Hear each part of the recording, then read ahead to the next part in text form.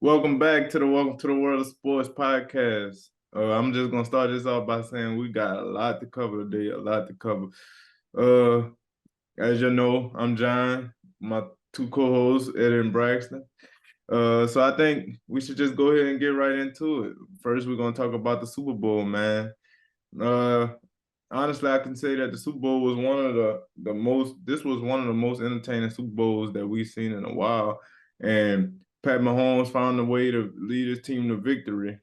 And Jalen Hurts, he put on a good performance. So I just want to know what's y'all takeaways from what y'all seen last night, and what y'all thought about the halftime show too. That's my favorite part right there. The halftime. Got some news that, Riri is pregnant once again.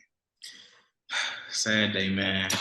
Sad day. But with the Super Bowl, man, it was definitely one of the best Super Bowls in a minute. Besides how it ended, the ending was horrible. Who want to see that take a knee and kick a field goal? That's weak in my opinion.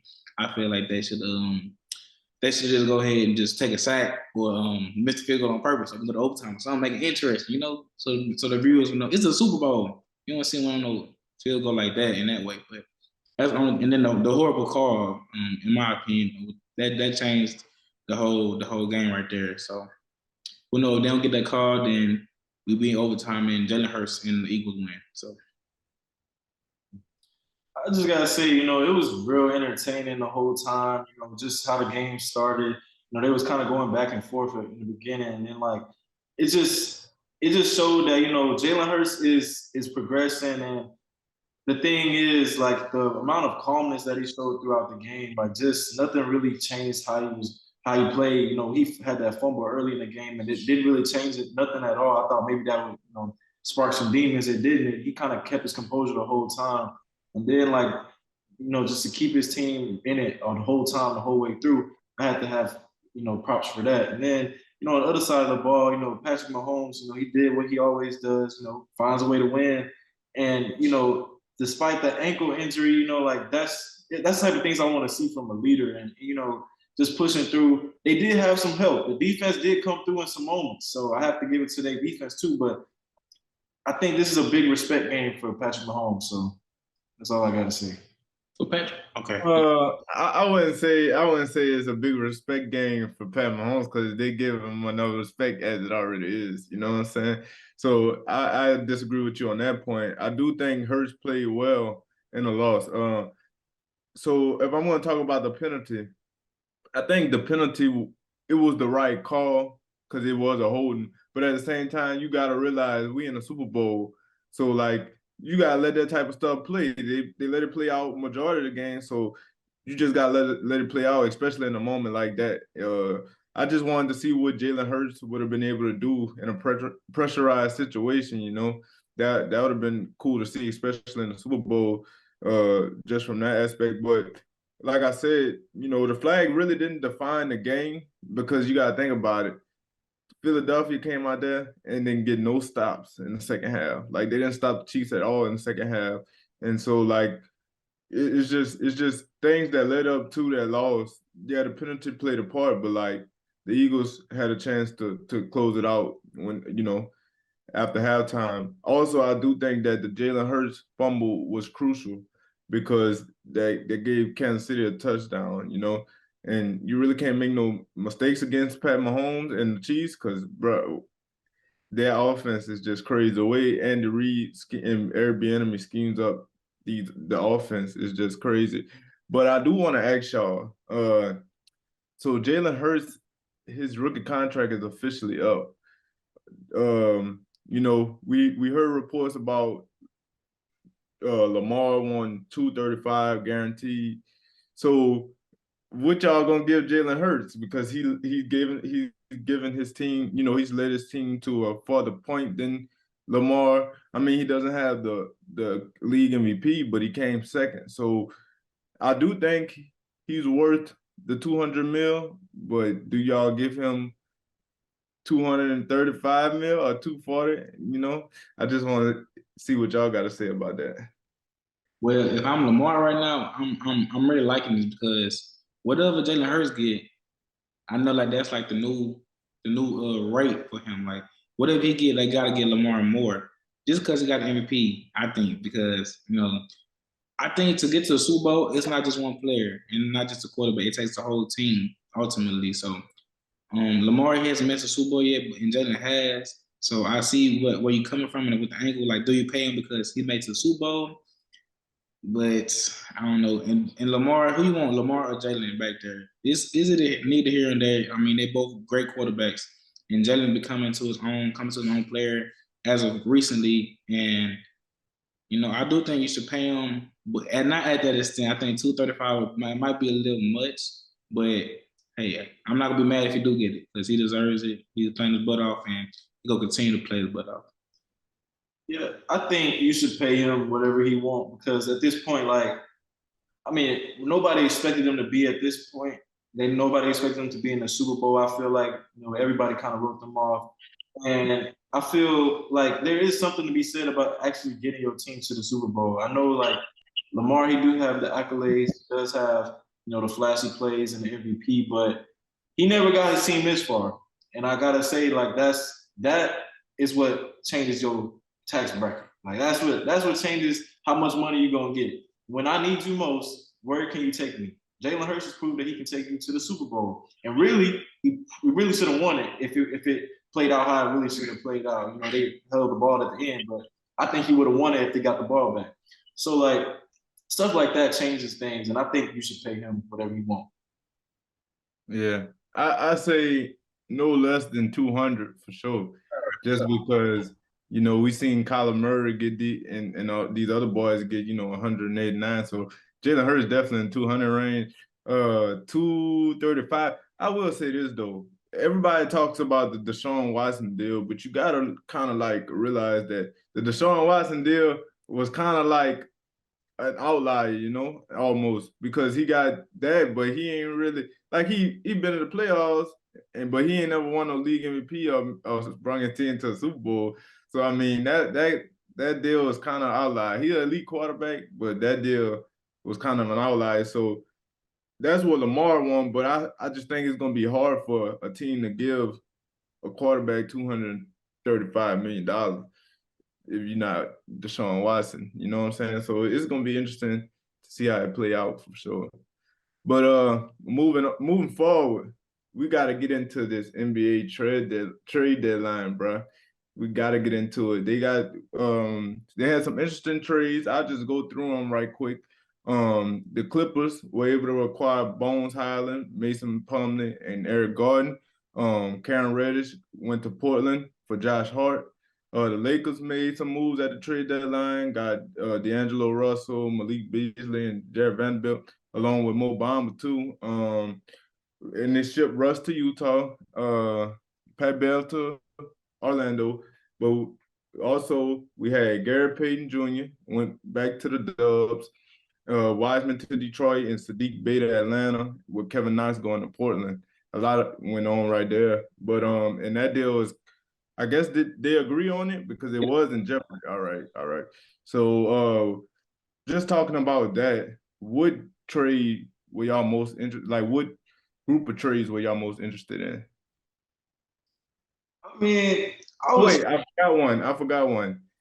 I definitely forgot one, and I don't know how I forgot it, but KD and TJ Warren to the Suns for Cam Johnson and Mikal Bridges and picks. So, which one interested y'all the most? So before you was gonna say that, I was gonna say that's definitely the trade that interested me the most, just because you got Kevin Durant joining a team that's already was a playoff contender. Now it's just making it kind of overwhelming. And then they just got Terrence Ross too. So it's like they just gonna have a real good squad over there in Phoenix. And I think that you pairing, KD with elite ball handler and, as they say, point guard, and Chris Paul, I don't know about that, but he know how to run the offense and stuff like that. So KD's gonna get some easy shots. He's not gonna have to, focus on trying to get his find his offense and stuff like that. It's gonna be easy for him. Then you got Devin Booker as well, and a coach who I feel like is very capable. So I think that they're gonna be a team to be reckoned with. Anyways, one of my favorite things of the trade line you said was the additions to the Lakers. What other pick could I go with, man? You got D'Lo coming back to LA. You got a nice young group with Jared Vanderbilt and who else we got? Mo Bamba, the young, and then we got Malik Beasley, which is a good 3-and-D guy. My favorite out of them three is for sure D'Lo and Jared Vanderbilt. I didn't really think he was gonna have a crazy impact that he's already have with the defensive side of things, and he's very athletic, and I just love what he can bring to the table, and I can't wait to see what when him, Brown, AD get together with Rui, all them boys on the roster still. I think the Lakers really do have another chance at going back to the championship. I ain't gonna say this season, but if they keep it together, I think next season, everybody healthy, I think it's gonna be a great team. Yeah, for sure. I gotta agree with you on that. That was interesting to me, just to see that the Lakers actually made some good moves at the trade deadline. To give Brian and AD a good supporting cast. Jared Vanderbilt, I really like him just because his size and his athleticism to go with that size is just crazy. You know what I'm saying? So the Lakers, I like that. I also like Gary Payton going back to the Dubs because when he's healthy, he can bring a lot of energy to the team, especially on the defensive side, which is what they've kind of been missing this year. You know what I'm saying? So that was good for them to get him back. Wiseman to Detroit. That's crazy. Detroit loaded up on big men right now. They got Wiseman, they got Marvin Bagley, Jalen Duren. They're deep in terms of big men. So another question I wanted to ask was now that Russ is in Utah, do y'all think he stays in Utah or he's gonna eventually hit the buyout market? I think he's gonna hit the market sooner rather than later. Just because I don't like the fit of him being in Utah. They just got a bunch of draft picks in a recent trade that they made, and it would just kind of be counterproductive for them to have him on the team. Like they know he's gonna be actually trying to. I don't want to say win, but like he's gonna actually be competing. And I think at this point they want to lose games. So I mean, you could say if you want to lose games, you might as well keep Russ on your team, but I wouldn't keep Russ on my team because, like, I wouldn't want him to suffer through that. People in Utah don't like him. He don't like the people in Utah, so he might as well hit the market and join the Clippers with Bones Highland and Paul George and Kawhi, and then it'll be another big team in LA that's got to compete with. Oh man, We getting information from that Utah fans don't like him. They don't. You ever seen them play in the what was that series? They was cursing his family out and all that stuff. Like, that's what's in any arena he play against, bro. But bro, Utah is winning this year, bro. They going to the playoffs. They're in playoff contention.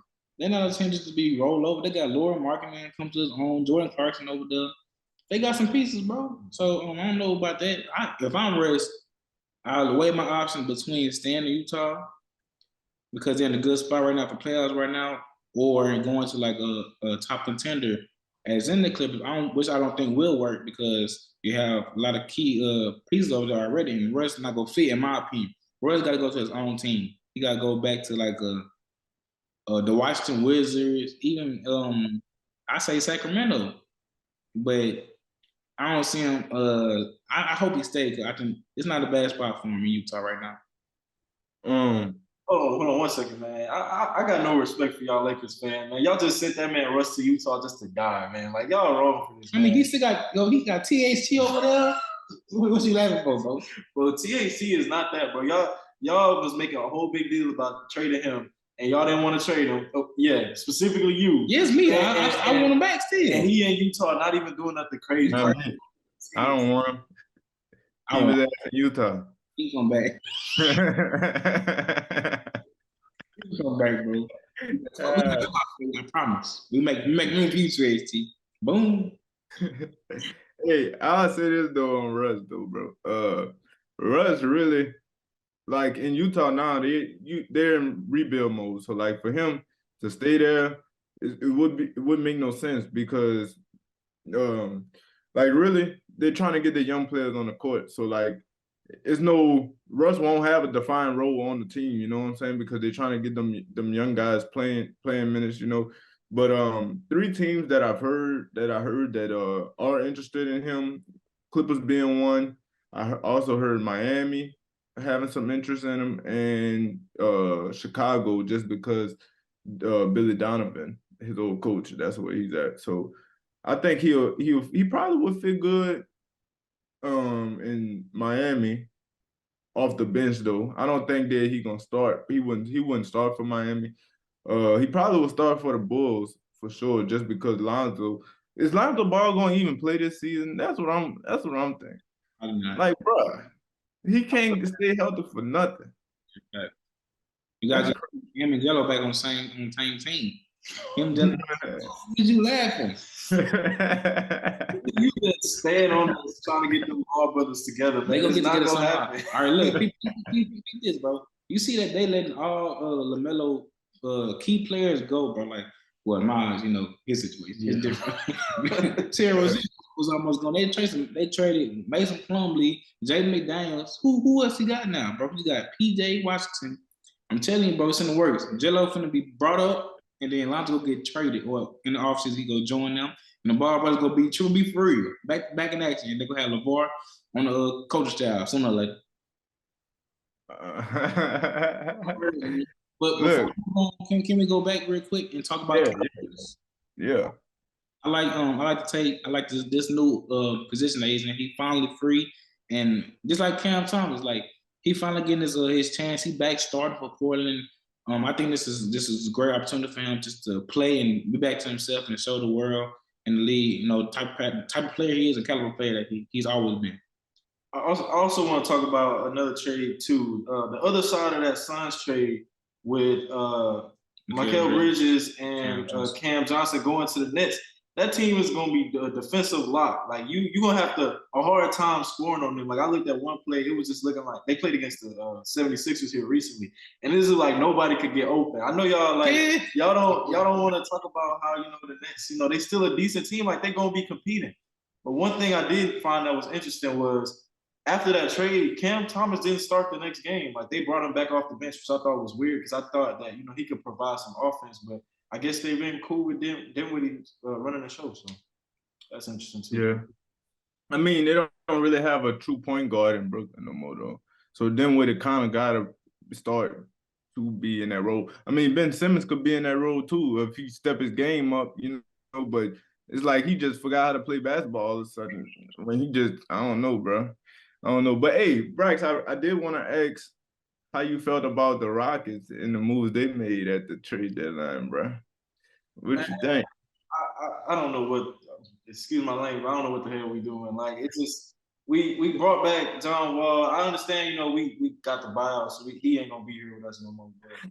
I'm glad we got up off Eric Gordon. I'm happy about that. We needed to get him out of there so our young guys could grow and develop. But as far as direction, I have no clue what we're doing. I just watch, I support, but I don't know what we doing. Excuse me.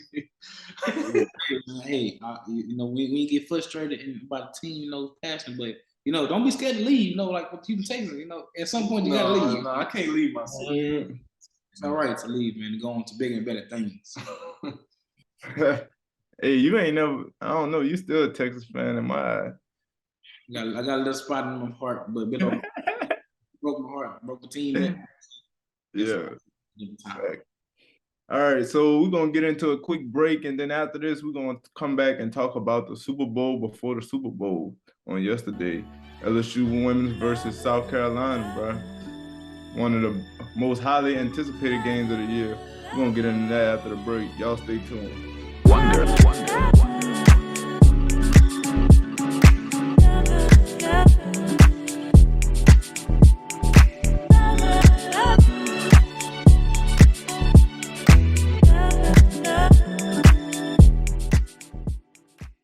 All right, y'all. Welcome to the World of Sports podcast. As we talked about before the break, we're gonna get into some LSU women's basketball. So let's talk about the big game yesterday.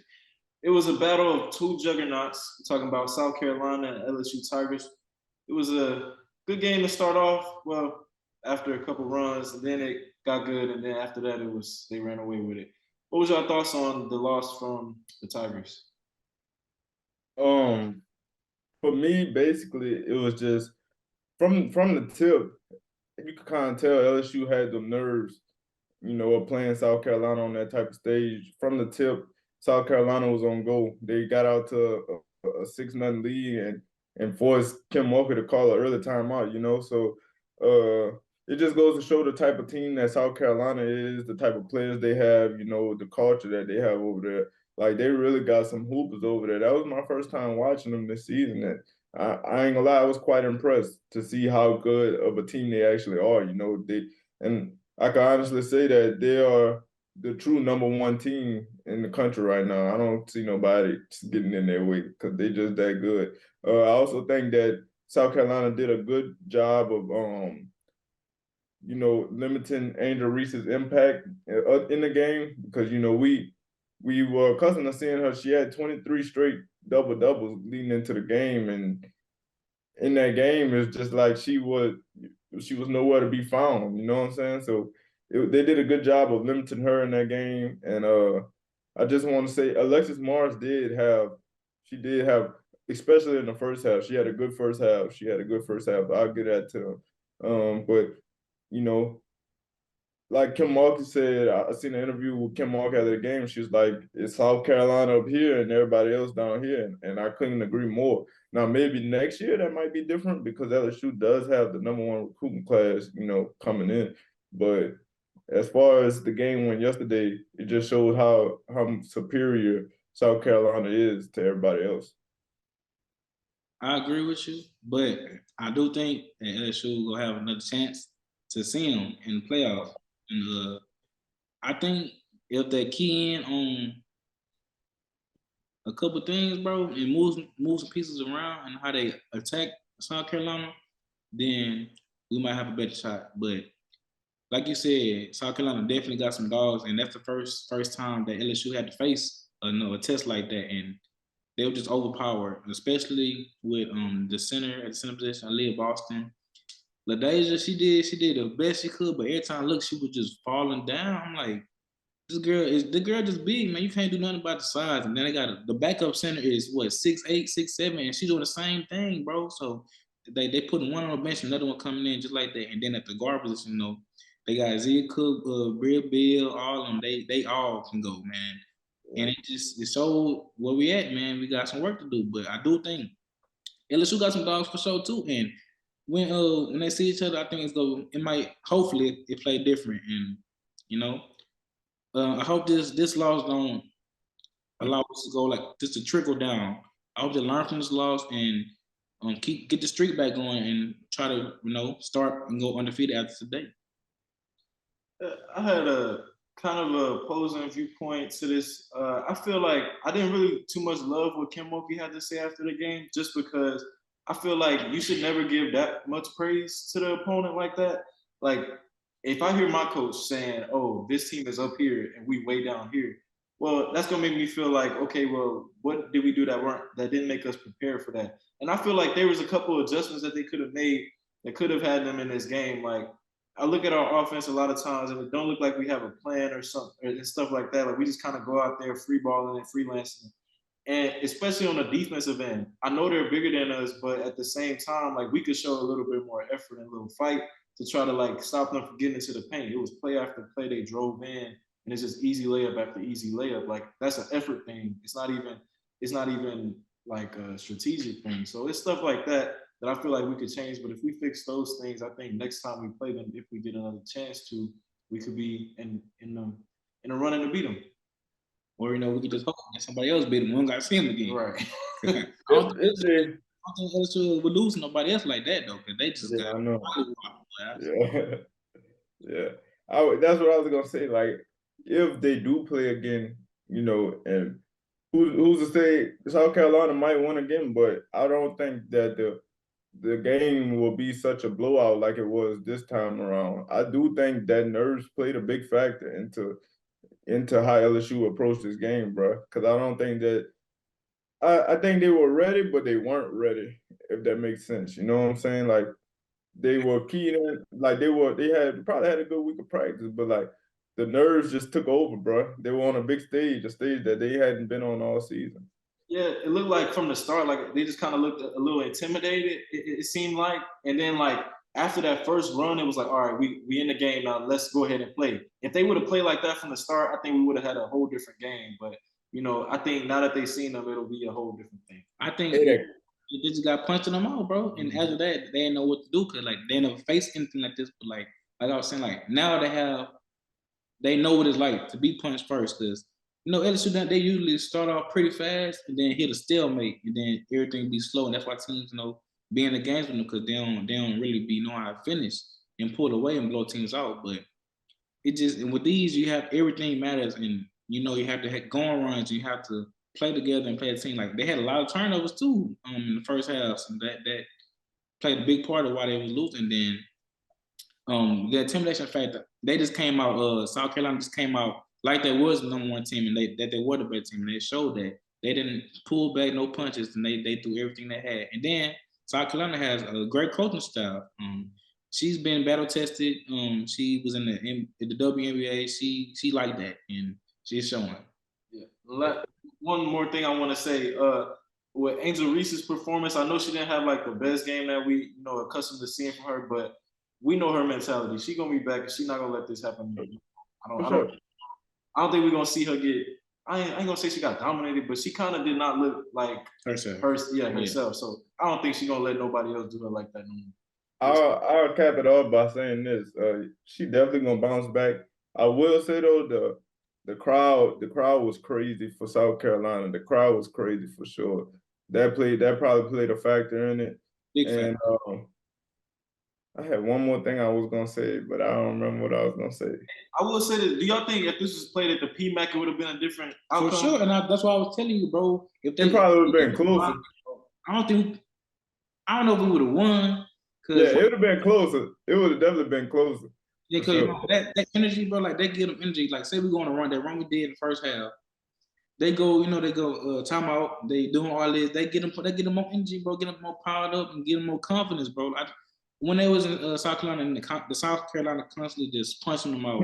They hearing the fans, all that, and that's getting to them. I think that's getting to them. So I definitely think the crowd would have helped us.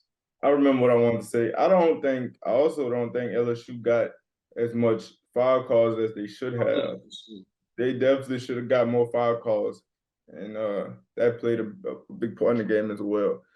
This week, it's time to do the Black Spotlight where we spotlight someone Black who's done, a good job at doing what they do.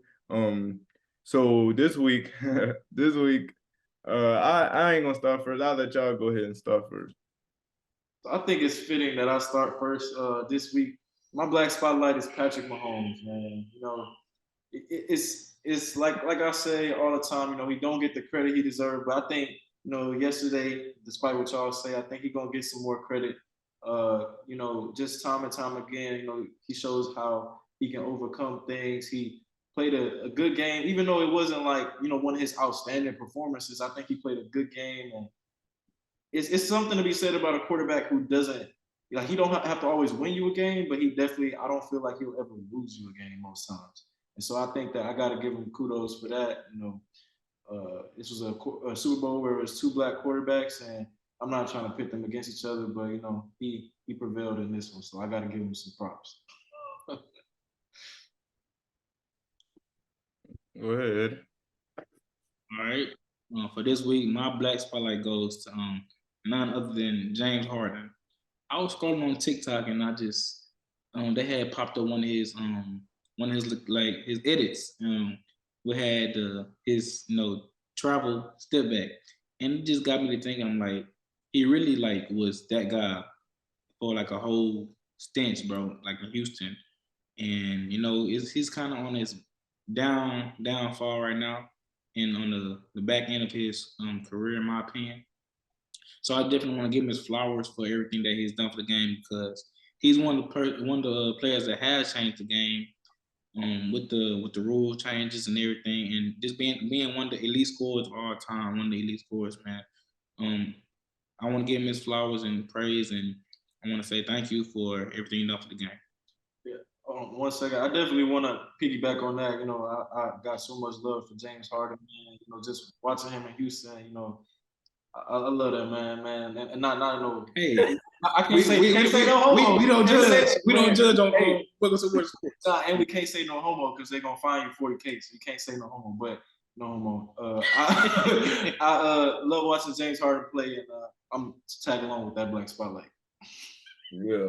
My black spotlight this week is Cheryl Lee Ralph. She sung "Lift Every Voice" and sang.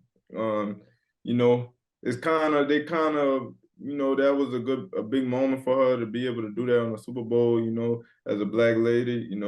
So I'm just glad that she was able to get the attention and she was being able to have the honor to sing that song on at the Super Bowl. So that's me just giving my flowers to her for the black spotlight. Yeah. So I think that's all we got for him this week, bro. I think that's all we got for him. We just want to continue to urge y'all to like, comment, and subscribe. That means the most to us because we love hearing the feedback. If there's anybody y'all ever want to see us interview, y'all just let us know. We're gonna try our best. We're gonna try our best to get them on this show. You know what I'm saying? So we be trying, man. We be trying. But anything else y'all want to say, bro? Just y'all keep on supporting us. We with y'all as long as y'all with us, man. Appreciate y'all. Yeah, like y'all said, man, we thank y'all for watching us. Make sure y'all click the notification bell. That's another good thing y'all can do. Is it's gonna let you know every time we post a video, so y'all won't be late on it. Y'all can have it immediately to your phone. And I hope y'all go and have a blessed day, man. Yeah. Bring the church back. Ain't nothing wrong with that, man. We gotta support God first, man. So we out.